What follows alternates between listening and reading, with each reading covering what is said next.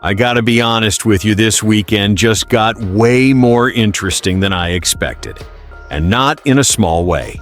I am talking about one of those situations that can actually shake things up a bit heading into Martinsville. Because out of nowhere, we have got not just one, but two major driver changes happening at the same time.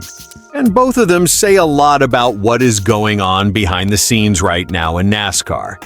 This is not just about filling seats. This is about opportunity pressure. And honestly, some big question marks about what teams are thinking moving forward. And trust me, one of these moves especially caught me completely off guard. So if you are the kind of fan that follows not just the races, but everything happening around them, driver decisions, team strategies, all that stuff, you are going to want to stick through this one. And hey, real quick, if you are new here, go ahead and hit that like button and subscribe. This channel is just getting started. We are chasing our first 10,000 subscribers, and it is all about real NASCAR fans talking. NASCAR the way it should be. So let us start with the first move. And this one involves one of the busiest guys in NASCAR right now, Ross Chastain. If you have been following this season closely, you already know Chastain has been everywhere. The guy has basically been running anything he can get his hands on in 2026. He just came off Darlington, where he pulled off a second-place finish in the Truck Series with Nice Motorsports, and on top of that, he also made another Xfinity start this time with JR Motorsports. He was driving the part-time number 9 Chevrolet and brought it home in 14th. Solid run, nothing crazy, but definitely respectable, considering how competitive that field is. Now, here is where things get interesting.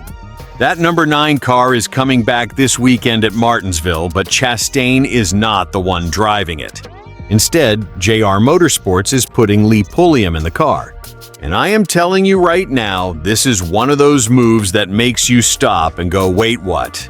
Pulliam is 37 years old from Samora, North Carolina, and yeah, the guy is legit in short track racing. We are talking 4-time NASCAR Whelen All-American Series Division I national champion. That is no joke. Plus, he has got 3 wins in the car's late model stock car tour. But here is the thing, his NASCAR National Series experience is basically non-existent in recent terms. Only 6 starts ever, all the way back in 2014 in the K&N Pro Series East. So this is a huge jump. Now, before anyone starts thinking Chastain is out of the picture, he is not. He is still racing this weekend at Martinsville, just with a completely different team. He is going to be driving the 91 Chevrolet for DGM Racing in partnership with Jesse Iwuji Motorsports. And that makes this his 3rd different team in just 4 Xfinity starts this season. That is wild. And it does not stop there. Chastain already has 2 more races lined up later this year. He is scheduled to run at Watkins Glen in May and Sonoma in June, with Jordan Anderson Racing, the same team he ran with earlier this season at Atlanta and COTA. Now, here is something really important that a lot of fans might overlook. The rules have changed. Full-time Cup drivers with more than 3 years of experience can now run up to 10 Xfinity races per season. That used to be capped at 5. So, do not be surprised at all if we see Chastain back in that number 9 car again later this year. This feels more like a rotation than a replacement long-term. But still, giving Pulliam this shot at Martinsville is a big deal. Short track guy. Short track race. This could either be a genius move or a really tough learning curve. Now let us talk about the second story, because this one also caught my attention, and it involves veteran driver J.J. Yeley. Man, Yeley has been around forever. We are talking about a guy who tried to make 2026 his 22nd Cup Series season and 23rd in NASCAR national competition. That is insane longevity. He attempted the Daytona 500 with NY Racing Team, did not qualify, but then came back the next week at Atlanta and made it happen. Since then, he has not been back in the Cup car, but he has stayed active in the Xfinity Series. He ran at COTA with Young's Motorsports, where Brad Perez actually had to step in mid-race and finish 28th. Then Yaley came back at Darlington with Hettinger Racing and finished 25th. And here is where things get chaotic. That no. 5 Ford from Hettinger Racing has basically been a revolving door this season. They have already used multiple drivers, Luke Fenhaus, Tyler Gonzalez, and Chandler Smith, and now they are adding another name to that list for Martinsville. Yaley is out for this weekend, and replacing him is Luke Baldwin, 19 years old, making his Xfinity Series debut. And again, this is one of those moves where you cannot help but be curious. Baldwin has only run 5 Truck Series races, all in 2025 with ThorSport Racing. His best finish was 12th at Pocono, and he actually already has experience at Martinsville, where he finished 22nd. So at least he is not going in completely blind. But still, jumping into an Xfinity car at Martinsville, one of the toughest short tracks on the schedule, is a serious test. And just like with the first story, there is no long-term clarity here. Hettinger Racing has not confirmed anything beyond this race.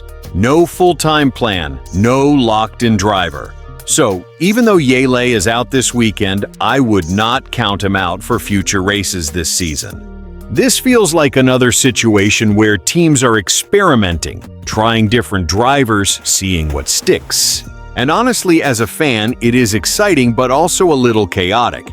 Because when you look at both of these stories together, it tells a bigger story about where the Xfinity Series is right now. You have got experienced Cup drivers, like Chastain, bouncing between teams, maximizing opportunities under new rules, and at the same time, you have got teams giving chances to short-track veterans like Pulliam and young prospects like Baldwin. It is like this mix of proven talent and raw opportunity all colliding at once, and Martinsville is the perfect place for it. Short-track tempers flare, mistakes happen, and sometimes new names make a statement. So yeah, heading into this weekend, I am not just watching who wins. I am watching how these guys perform. Does Pulliam surprise everyone in the number 9? Does Baldwin hold his own in his debut? And what does this all mean for the rest of the season? Because these decisions do not just stay at Martinsville. They ripple into future races, future rides, and maybe even careers.